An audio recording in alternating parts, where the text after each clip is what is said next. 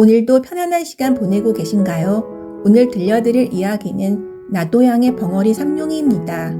벙어리 삼룡이는 1927년 발표된 나도양의 대표적 소설로 신상호 감독에 의해 1964년 흑백영화로 제작되어 큰 인기를 얻었습니다. 제4회 대종상에서 작품, 감독, 음악상을 받고 제12회 아시아 영화제에서 벙어리 삼룡이 역을 맡았던 김진규 씨가 나무주연상을 받았습니다. 영화에서 벙어리 삼룡이 역은 김진규 씨, 오생원 역은 최남현 씨, 오생원 아들 역은 박노식 씨, 그리고 순덕아 씨 역은 최은희 씨가 맡았습니다. 시대적 배경은 구한말로 남대문 밖 연화봉 마을에서 신분 갈등 속에 피어나는 순수한 사랑 이야기를 담고 있습니다.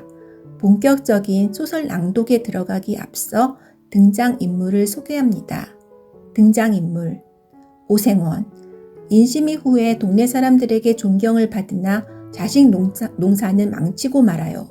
아들에 대한 눈먼 사랑으로 정을 주던 머슴 삼룡이에게 비정해지지요. 오생원 아들.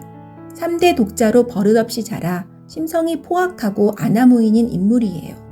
삼룡이.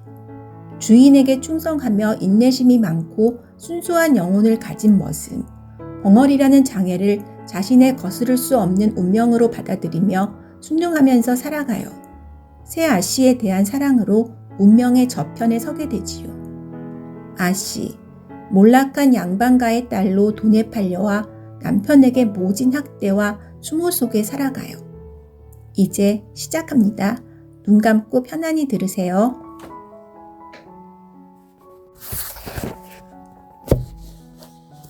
벙어리 삼룡이.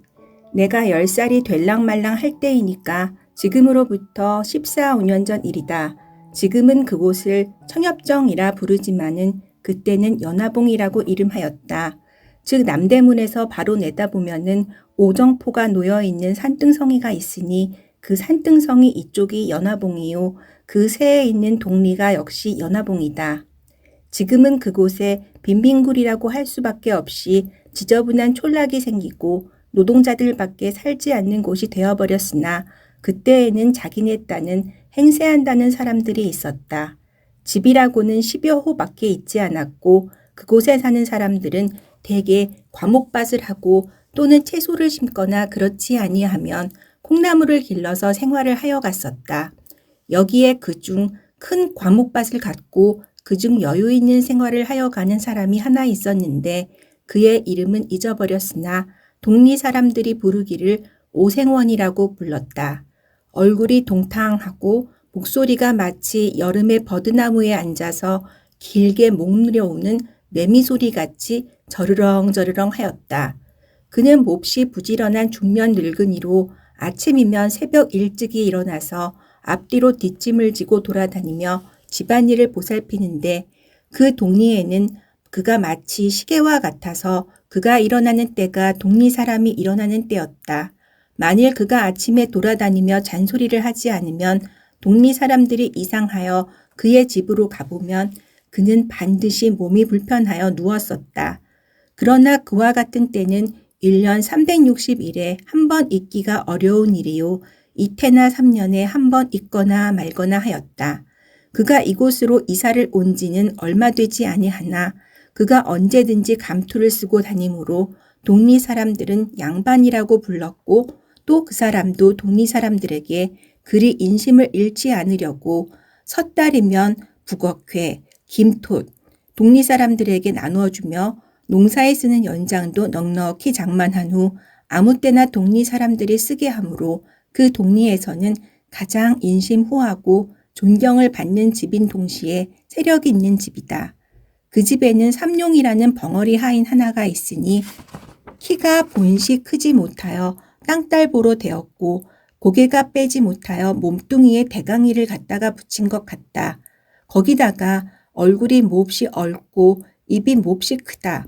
머리는 전에 새꼬랑지 같은 것을 주인의 명령으로 깎기는 깎았으나 불밤송이 모양으로 언제든지 푸 하고 일어섰다. 그래서 걸어다니는 것을 보면 마치 옴두꺼비가 서서 다니는 것 같이 숨차 보이고 더디어 보인다.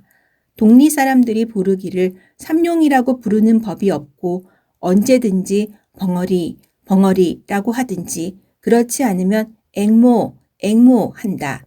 그렇지만 삼룡이는 그 소리를 알지 못한다. 그도 이 집 주인이 이리로 이사를 올 때에 데리고 왔으니 진실하고 충성스러우며 부지런하고 세차다.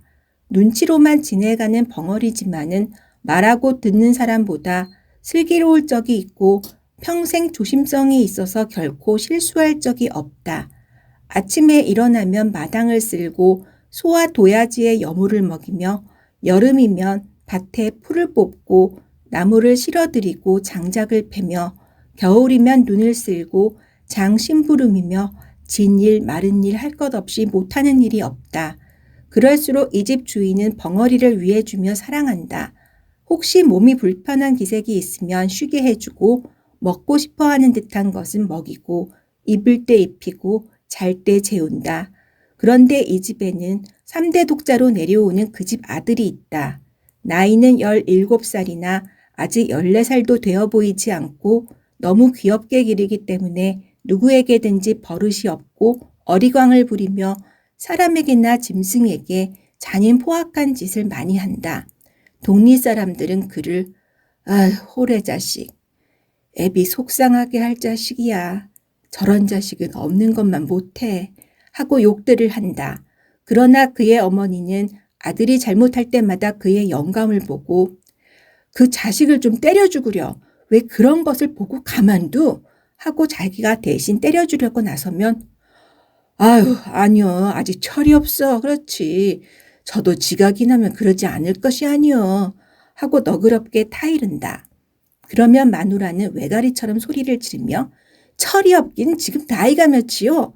내일 모레면 20살이 되는데 또 며칠 아니면 장가를 들어서 자식까지 날 것이 그래가지고 무엇을 한단 말이요? 하고 들이대며 자식은 꼭 아버지가 버려놓았습니다.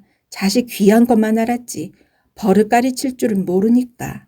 이렇게 싸움이 시작만 하려 하면 영감은 아무 말도 하지 않고 바깥으로 나가버린다. 그 아들은 더구나 이 벙어리를 사람으로 알지도 않는다. 말 못하는 벙어리라고 오고 가며 주먹으로 허구리를 지르기도 하고 발길로 엉덩이도 찬다. 그러면 그 벙어리는 어린 것이 철없이 그러는 것이 도리어 귀엽기도 하고 또는 힘없는 팔과 힘없는 다리로 자기의 무쇠 같은 몸을 건드리는 것이 우습기도 하고 앙증하기도 하여 돌아서서 빙글에 웃으면서 툭툭 털고 다른 곳으로 몸을 피해버린다. 어떤 때는 낮잠 자는 벙어리 입에다가 똥을 먹일 때도 있었다. 또 어떤 때는 자는 벙어리 두 팔 두 다리를 살며시 동여매고 손가락과 발가락 사이에 화승불을 붙여 놓아 질겁을 하고 일어나다가 발버둥질을 하고 죽으려는 사람처럼 괴로워하는 것을 보고 기뻐하였다. 이러할 때마다 벙어리의 가슴에는 비분한 마음이 꽉 들어찼다. 그러나 그는 주인의 아들을 원망하는 것보다도 자기가 병신인 것을 원망하였으며 주인의 아들을 저주한다는 것보다 이 세상을 저주하였다. 그러나 그는 결코 눈물을 흘리지 않았다. 그에게는 눈물이 없었다. 그의 눈물은 나오려 할 때 아주 말라붙어 버린 샘물과 같이 나오려 하나 나오지를 아니하였다. 그는 주인의 집을 버릴 줄 모르는 개 모양으로 자기가 있어야 할 곳은 여기밖에 없고 자기가 믿을 곳도 여기 있는 사람들밖에 없는 줄 알았다. 여기서 살다가 여기서 죽는 것이 자기의 운명인 줄밖에 알지 못하였다. 자기의 주인 아들이 때리고 지르고 꼬집어 뜯고 모든 방법으로 학대할지라도 그것이 자기에게 을에 있는 줄밖에 알지 못하였다. 아픈 것도 그 아픈 것이 을에 자기에게 돌아올 것이요 쓰린 것도 자기가 받지 않아서는 안 될 것으로 알았다. 그는 이 마땅히 자기가 받아야 할 것을 어떻게 해야 면할까 하는 생각을 한 번도 단 한 번도 하여 본 일이 없었다. 그가 이 집에서 떠나가려 하거나 또는 그의 생활 환경에서 벗어나려는 생각은 한 번도 해보지 못하였다 할지라도 그는 언제든지 그 주인 아들이 자기를 학대하고 또는 자기를 못살게 굴 때 그는 자기의 주먹과 또는 자기의 힘을 생각하여 보았다. 주인 아들이 자기를 때릴 때 그는 주인 아들 하나쯤은 넉넉히 제지할 힘이 있다는 것을 알았다. 어떠한 때는 아픔과 쓰림이 자기의 몸으로 스며들 때면 그의 주먹은 떨리면서 어린 주인의 몸을 치료하다가는 그는 그것을 무서운 고통과 함께 꽉 참았다. 그는 속으로 아니야, 그는 나의 주인의 아들이야. 그는 나의 어린 주인이다. 하고 꾹 참았다. 그리고는 그것을 얼핏 잊어버리었다. 그러다가도 동리집 아이들과 혹시 장난을 하다가 주인 아들이 울고 들어올 때는 그는 황소같이 날뛰면서 주인을 위하여 싸웠다. 그래서 동리에서도 어린애들이나 장난꾼들이 벙어리를 무서워하여 감히 덤비지를 못하였다. 그리고 주인 아들도 위급한 경우에는 언제든지 벙어리를 찾았다. 벙어리는 얻어맞으면서도 기어드는 충견 모양으로 주인의 아들을 위하여 싫어하지 않고 힘을 다하였다. 벙어리가 23살이 될 때까지 그는 물론 이성과 접촉할 기회가 없었다. 동리의 처녀들이 저를 벙어리, 벙어리 하며 괴상한 손짓과 몸짓으로 놀려먹음을 받을 적에 분하고 곤란한 중에도 느긋한 즐거움을 느끼어 본 일은 있었으나 그가 결코 사랑으로서 어떠한 여자를 대해본 일은 없었다. 그러나 정욕을 가진 사람인 벙어리도 그의 피가 차디찰 리는 없었다. 혹 그의 피는 더욱 뜨거웠을는지도 알 수 없었다. 뜨겁다 뜨겁다 못하여 엉기어버린 엿과 같을는지도 알 수 없었다. 만일 그에게 벼틀을 주거나 다시 뜨거운 열을 준다면 그의 피는 다시 녹을는지도 알 수 없었다. 그가 깜빡깜빡하는 기름 등잔 아래에서 밤이 깊도록 집세기를 삼을 때면 남모르는 한숨을 안 쉬는 것도 아니지만은 그는 그것을 곧 억제할 수 있을 만치 정욕에 대하여 벌써부터 단념을 하고 있었다. 마치 언제 폭발이 될는지 알지 못하는 휴화산 모양으로 그의 가슴 속에는 충분한 정열을 깊이 감추어 놓았으나 그것이 아직 폭발될 시기가 이르지 못한 것이었다. 비록 폭발이 되려고 무섭게 격동함을 벙어리 자신도 느끼지 않는 바는 아니지만은 그는 그것을 폭발시킬 조건을 얻기 어려웠으며 또는 자기가 여태까지 능동적으로 그것을 나타낼 수가 없을 만치 외계의 압축을 받았으며 그것으로 인한 이지가 너무 그에게 자제력을 강대하게 하여주는 동시에 또한 너무 그것을 단념만 하게 하여 주었다. 속으로 나는 벙어리다. 자기가 생각할 때 그는 몹시 원통함을 느끼는 동시에 나는 말하는 사람들과 똑같은 자유와 똑같은 권리가 없는 줄 알았다. 그는 이와 같은 생각에서 언제든지 단념하지 않으려야 단념하지 않을 수 없는 그 단념이 쌓이고 쌓여 지금에는 다만 한 개의 기계와 같이 이 집의 노예가 되어 있으면서도 그것을 자기의 천직으로 알고 있을 뿐이요. 다시는 자기가 살아갈 세상이 없는 것 같이 밖에 알지 못하게 된 것이다. 그의 가을이다. 주인의 아들이 장가를 들었다. 색시는 신랑보다 2살이 위인 19살이다. 주인이 본시 자기가 언제든지 문벌이 얕은 것을 한탄하여 신부를 구할 때의 첫째 조건이 문벌이 높아야 할 것이었다.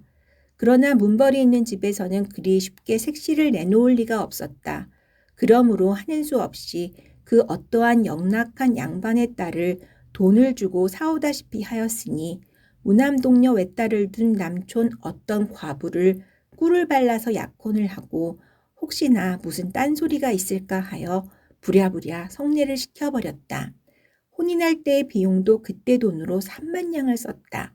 그리고 아들의 처갓집에 며느리 뒤 보아주는 바느질삭, 빨래삭이라는 명목으로 한 달에 2,500냥씩을 대어주었다. 신부는 자기 아버지가 돌아가기 전까지 상당히 견디기도 하고 또는 금지 오겹같이 기른 터이라 구식가정에서 배울 것, 익힐 것은 못할 것이 없고 또는 본래 인물이라든지 행동 거지에 조금도 구김이 있지 아니하다. 신부가 오자 신랑의 흠절이 생기기 시작하였다. 아휴, 신부에게 되면 두루미와 까마귀지. 아직도 철딱서니가 없어. 색시에게 쥐어 지내겠어. 신랑에겐 과하지 과해. 독립집 말 좋아하는 여편네들이 모여 앉으면 이렇게 비평들을 한다. 어떠한 남의 걱정 잘하는 마누라님은 간혹 신랑을 보고는 그대로 세워놓고 글쎄 인제는 어른이 되었으니 셈이 좀 나요. 저러고 어떻게 색시를 거느려 가누? 색시방에 들어가기가 부끄럽지 않담? 하고 들이대다시피 하는 일이 있다. 이럴 적마다 신랑의 마음은 그 말하는 이들이 미웠다. 일부러 자기를 부끄럽게 하려고 하는 것 같아서 그 후에 그를 만나면 말도 안 하고 인사도 하지 아니한다. 또 그의 고모되는 이가 와서 자기 조카를 보고 아휴, 인제는 어른이야. 너도 그만하면 지각이 날 때가 되지 않았니? 내 처가 부끄럽지 아니하니? 하고 타이를 적마다 그의 마음은 그 말하는 사람이 부끄럽다는 것보다도 자기를 이렇게 하게 한 자기 아내가 더 밉살머리스러웠다. 여편 내가 나 무엇이냐? 저 빌어먹으려니 들어오더니 나를 이렇게 못살게들 울지. 혼이 난 지 며칠이 안 되어 그는 색시방에 들어가지를 않았다. 집안에서는 야단이 났다. 마치 도야지나 말새끼를 흘레시키는 것 같이 신랑을 색시방으로 집어넣으려 하나 막무가내였다. 그럴 때마다 신랑은 손에 닥치는 대로 집어때려서 자기의 외사촌 누이의 이마를 뚫어서 피까지 나게 한 일이 있었다. 집안 식구들은 하는 수가 없어 맨 나중으로 아버지에게 밀었다. 그러나 그것도 소용이 없을 뿐더러 풍파를 더 일으키게 하였다. 아버지께 꾸중을 듣고 들어와서는 다짜고짜로 신부의 머리채를 쥐어잡아 마루 한복판에 태질을 쳤다. 그리고는 이년 내 집으로 가거라. 보기도 싫다. 내 눈앞에서는 썩 보이지도 말거라 하였다. 밥상을 가져오면 그 밥상이 마당 한복판에서 제주를 넘고 옷을 가져오면 그 옷이 쓰레기통으로 나간다. 이리하여 색시는 시집 오던 날부터 팔자 한탄을 하고서 날마다 밤마다 우는 사람이 되었다. 울면은 요사스럽다고 때린다. 또 말이 없으면 빙축 맞다고 친다. 이리하여 그 집에는 평화스러운 날이 하루도 없었다. 이것을 날마다 보는 사람 가운데 알 수 없는 의혹을 품게 된 사람이 하나 있으니 그는 곧 벙어리 삼룡이었다. 그렇게 어여쁘고 그렇게 유순하고 그렇게 얌전한 벙어리의 눈으로 보아서는 감히 손도 대지 못할 만치 선녀 같은 색시를 때리는 것은 자기 생각으로는 도저히 풀 수 없는 의심이다. 보기에도 황홀하고 건드리기도 황송할 만치 숭고할 여자를 그렇게 학대한다는 것은 너무나 세상에 잊지 못할 일이다. 자기는 주인 세서방님에게 개나 도야지같이 얻어맞는 것이 마땅한 이상으로 마땅하지만은 선녀와 짐승의 차가 있는 색시와 자기가 똑같이 얻어맞는다는 것은 너무 무서운 일이다. 어린 주인이 천벌이나 받지 않을까 두렵기까지 하였다. 어떠한 달밤 사면은 고요적막하고 별들은 드문드문 눈들만 깜빡이며 반달이 공중에 두렷이 달려있어 수은으로 세상을 깨끗하게 닦아낸 듯이 청명한데 삼룡이는 검둥개 등을 쓰다듬으며 바깥마당 멍석 위에 비스시 드러누워 있어 하늘을 쳐다보며 생각하여 보았다. 주인 색시를 생각하며 공중에 있는 달보다도 더 곱고 별보다도 더 깨끗하였다. 주인 색시를 생각하면 달이 보이고 별이 보이었다. 삼라만상을 씻어내는 은빛보다도 더 흰 달이나 별의 광채보다도 그의 마음이 아름답고 부드러운 듯하였다. 마치 달이나 별이 땅에 떨어져 주인 새아씨가 된 것도 같고 주인 새아씨가 하늘에 올라가면 달이 되고 별이 될 것 같았다. 더구나 자기를 어린 주인이 때리고 꼬집을 때 감히 입 벌려 말을 하지 못하나 측은하고 불쌍히 여기는 정이 그의 두 눈에 나타나는 것을 다시 생각할 때 그는 부들부들한 개 등을 어루만지면서 감격을 느끼었다. 개는 꼬리를 치며 자기를 귀여워하는 줄 알고 벙어리에 손을 핥았다. 삼룡이의 가슴은 주인아씨를 동정하는 마음으로 가득 찼다. 또는 그를 위하여서는 자기의 목숨이라도 아끼지 않겠다는 의분에 넘쳤었다. 그것은 마치 살구를 보면 입속에 침이 도는 것 같이 본능적으로 느껴지는 감정이었다. 새댁이 온 뒤에 다른 사람들은 자유로운 안 출입을 금하였으나 벙어리는 마치 개가 맘대로 안에 출입할 수 있는 것 같이 아무 의심 없이 출입할 수가 있었다. 하루는 어린 주인이 먹지 않던 술에 잔뜩 취하여 무지한 놈에게 맞아서 길에 자빠진 것을 어보다가 안으로 들여다 누인 일이 있었다. 그때 아무도 안에 있지 않고 다만 새색시 혼자 방에서 바느질을 하고 있다가 이 꼴을 보고 벙어리에 충성된 마음이 고마워서 그 후에 쓰던 비단 헝겊 조각으로 부시쌈지 하나를 하여준 일이 있었다. 이것이 새서방님의 눈에 띄었다. 그래서 색시는 어떤 날 밤 자던 몸으로 마당 복판에 머리를 푼 채 매동댕이가 쳐졌다. 그리고 온몸에 피가 맺히도록 얻어맞았다. 이것을 본 벙어리는 또다시 의분의 마음이 뻗쳐 올라왔다. 그래서 미친 사자와 같이 뛰어들어가 새서방님을 밀어던지고 새색시를 둘러매었다. 그리고는 나는 수리와 같이 바깥사랑 주인 영감 있는 곳으로 뛰어가 그 앞에 내려놓고 손짓과 몸짓을 10번, 20번 거푸하며 하소연하였다. 그 이튿날 아침에 그는 주인 새서방님에게 물풀에로 얼굴을 몹시 얻어맞아서 한쪽 뺨이 눈을 얼러서 피가 나고 주먹같이 부었다. 그 때릴 적에 새서방의 입에서 나오는 말은 이 흉측한 벙어리 같으니 내 여편네를 건드려? 하고 부시삼지를 뺏어서 갈갈이 찢어 뒷간에 던졌다. 그리고 이놈아, 인젠 주인도 몰라보고 막 친다. 이런 것은 죽여야 해, 죽여! 하고 새찍으로 그의 뒷머리를 갈겨서 그 자리에 쓰러지게 하였다. 벙어리는 다만 두 손으로 빌 뿐이었다. 말도 못하고 고개를 몇백 번 코가 땅에 닿도록 그저 용서해달라고 빌기만 하였다. 그러나 그의 가슴에는 비로소 숨겨있던 정의감이 머리를 들기 시작하였다. 그는 그 아픈 것을 참아가면서도 북받치는 분노를 억제하였다. 그때부터 벙어리는 안방에 들어가지를 못하였다. 이 들어가지 못하는 것이 더욱 벙어리로 하여금 궁금증이 나게 하였다. 그 궁금증이라는 것이 묘하게 빛이 변하여 주인 아씨를 뵙고 싶은 감정으로 변하였다. 뵙지 못함으로 가슴이 타올랐다. 몹시 애상의 정서가 그의 가슴을 저리게 하였다. 한 번이라도 아씨를 배울 수가 있으면 하는 마음이 나더니 그의 마음의 엿은 녹기를 시작하였다. 센티멘털한 가운데에서 느끼는 그 무슨 정서는 그에게 생명 같은 희열을 주었다. 그것과 자기의 목숨이라도 바꿀 수 있을 것 같았다. 어떤 때는 그대로 대강이로 담을 뚫고 들어가고 싶도록 주인 아씨를 뵙고 싶은 것을 꾹 참을 때도 있었다. 그 후로부터는 밥을 잘 먹을 수가 없었다. 일도 손에 잡히지 않았다. 틈만 있으면 안으로 들어가고 싶었다.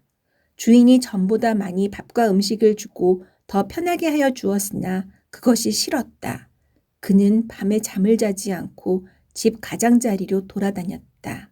하루는 주인 새서방님이 술에 취하여 들어오더니 집안이 수선수선하여지며 계집 하인이 약을 사러 갔다 들어오는 것을 보고 그 계집 하인은 붙잡았다. 그리고 무엇이냐고 물었다.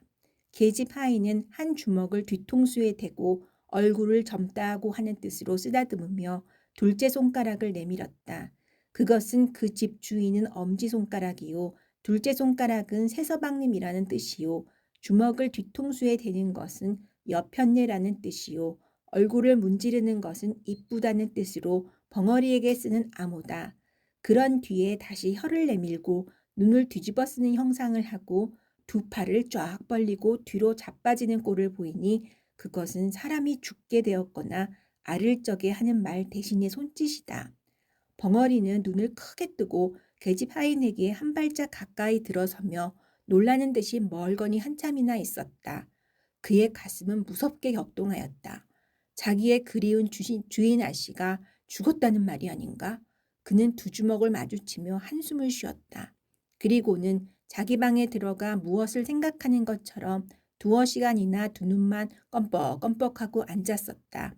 그는 밤이 깊어갈수록 궁금증 나는 사람처럼 일어섰다 앉았다 하더니 2시나 되어서 바깥으로 나가서 뒤로 돌아갔다. 그는 도적놈처럼 조심스럽게 바로 건넌방 뒤 미닫이 앞 담에 서서 주저주저 하더니 담을 넘었다. 가까이 창 앞에 가서서 문틈으로 안을 살피다가 그는 진저리를 치며 물러섰다.